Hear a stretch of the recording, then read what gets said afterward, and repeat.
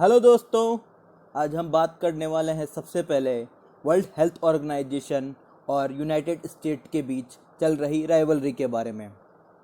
Notifications के अनुसार United states ने वर्ल्ड हेल्थ ऑर्गेनाइजेशन को नोटिस सबमिट किया है, जिसके अंदर उन्होंने कहा है कि वे एक साल यानी कि 6 जुलाई 2021 तक WHO से बाहर आ जाएंगे। दोस्तों, मेंबरशिप विड्रॉ करने का यह प्रोसेस करीब एक साल का वक्त लेगा। इस एक साल के अंदर बहुत सारे ऐसे फैक्टर्स भी हैं जो यूएस के राष्ट्रपति ट्रंप के कंट्रोल के बाहर है, जैसे कि 2020 के अंदर यूनाइटेड स्टेट्स के अंदर इलेक्शंस होने वाले हैं और अगर ट्रंप की पार्टी हार जाती है और उनके कॉम्पिटिटर यूएस प्रेसिडेंट का इलेक्शन जीत जाते हैं तो उन्होंने वहाँ की जनता से इलेक्शन के समय पे ही यह वादा कर दिया है कि अगर मैं यह इलेक्शन जीतता हूँ तो हम लोग WHO के साथ रिलेशन बना के रखेंगे।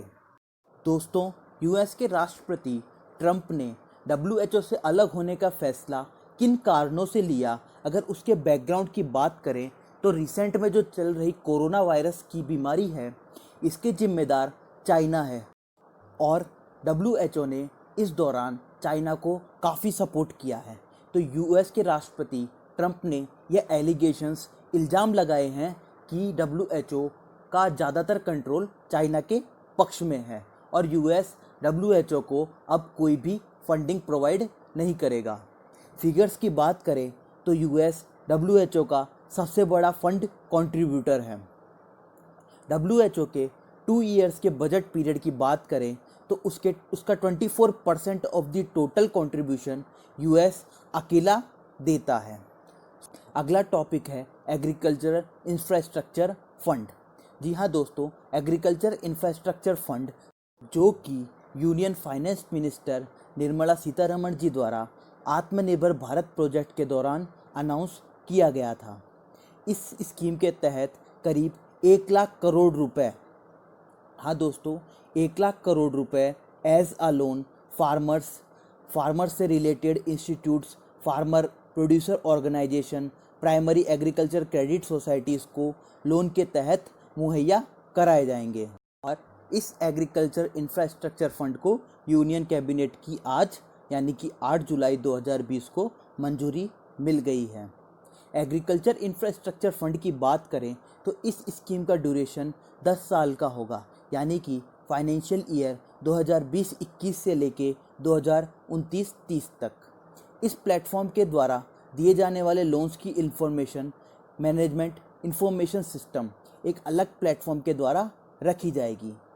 इस स्कीम के अंदर करीब 1 लाख करोड़ रुपीस सैंक्शन किए गए हैं जो कि स्कीम के तहत डिसबर्स किए जाएंगे, जिसके अंदर 10,000 करोड़ रुपए करंट फाइनेंशियल ईयर यानी कि 2020-21 में सैंक्शन किए जाएंगे और बाकी के 30,000 करोड़ रुपए उसके बाद के नेक्स्ट अपकमिंग 3 ईयर्स के दौरान किए जाएंगे।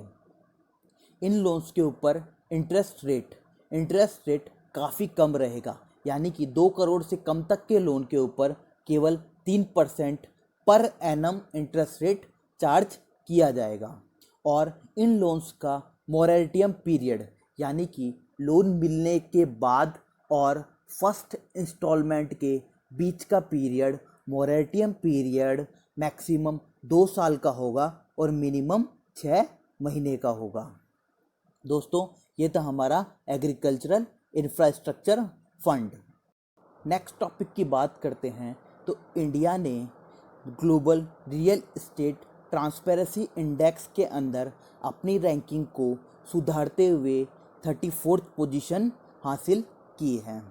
Global real estate transparency index Jones Lang LaSalle एक ऑफिशियल ऑर्गेनाइजेशन है, वह रिलीज़ करती है। दोस्तों, इससे पहले जब 2014 के इस इंडेक्स का एडिशन रिलीज़ किया गया था तब इंडिया की रैंक 39th पोजीशन थी और 2020 एडिशन में इंडिया ने 34th रैंक हासिल किया है। इस इम्प्रूवमेंट के पीछे की बात करें तो इस इम्प्रूवमेंट के कारण हैं real estate investment trust REIT framework, जिसे इन सालों के दौरान इम्प्रूव किया गया उसके बाद में रेरा एक्ट, एंड देन बेनामी ट्रांजैक्शन प्रोहिबिशन अमेंडमेंट एक्ट 2016, और सबसे ज़्यादा इम्पोर्टेंट है गुड्स एंड सर्विसेज टैक्स।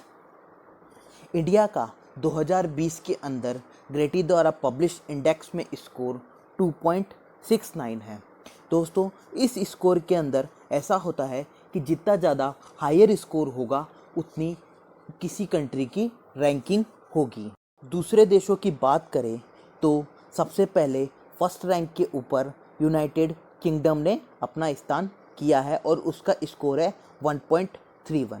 उसके बाद यूनाइटेड स्टेट्स का 1.35 जो सेकंड रैंक पे है। ऑस्ट्रेलिया 1.39 के साथ थर्ड प्लेस पे है। और हमारे पड़ोसी चाइना की बात करें तो चाइना 32nd रैंक पे है, यानी कि हमारे से केवल 2 रैंक ऊपर, और उसका स्कोर 2.59 है। और पाकिस्तान की बात करें तो पाकिस्तान की रैंक 73rd रैंक है। दोस्तों, यह डेटा सेंटर। दोस्तों, नेक्स्ट टॉपिक की बात करते हैं। नेक्स्ट टॉपिक टेक्नोलॉजी से रिलेटेड है। वर्ल्ड का second largest data centre India के नवी मुंबई के अंदर बनाया गया है। यह डेटा सेंटर वर्ल्ड का सबसे लार्जेस्ट है। दोस्तों, नेक्स्ट टॉपिक से पे बात करते हैं जो टेक्नोलॉजी से रिलेटेड है। नवी मुंबई के अंदर एक डेटा सेंटर NM1 लॉन्च किया गया है। यह डेटा सेंटर वर्ल्ड का सेकंड लार्जेस्ट है और इंडिया और एशिया के अंदर यह डेटा सेंटर सबसे लार्जेस्ट है। इस डेटा सेंटर को योटा इंफ्रास्ट्रक्चर सॉल्यूशन LLP ने बनाया है, जो हीरानंदानी ग्रुप की एक सब्सिडरी कंपनी है। दोस्तों, योटा इंफ्रास्ट्रक्चर द्वारा करीब ऐसे 5 डेटा सेंटर्स बनाए जाएंगे और उन टोटल 5 डेटा सेंटर्स की कैपेसिटी की बात करें तो वह होगी टोटल 30,000 रैक्स और 200 मेगावाट पावर। अभी जो NM1 डेटा सेंटर रिलीज़ किया गया है उसकी कैपेसिटी 7,200 रैक्स की और 50 मेगा पावर वॉट की है। दोस्तों, आज के लेक्चर के अंदर हमने सबसे पहले बात की US द्वारा WHO से बाहर आने की। उसके बाद हम लोग ने बात की एग्रीकल्चरल इंफ्रास्ट्रक्चर फंड की। उसके बाद global real estate transparency index की, जिसके अंदर इंडिया ने 34th रैंक हासिल किया है। और उसके बाद NM1 डेटा सेंटर की, जो नवी मुंबई में योटा इंफ्रास्ट्रक्चर सॉल्यूशन LLP द्वारा बनाया गया है। इसी के साथ हम हमारा वीडियो ख़त्म करते हैं। थैंक यू दोस्तों।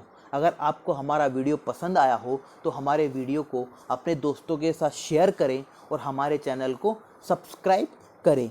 Thank you friends.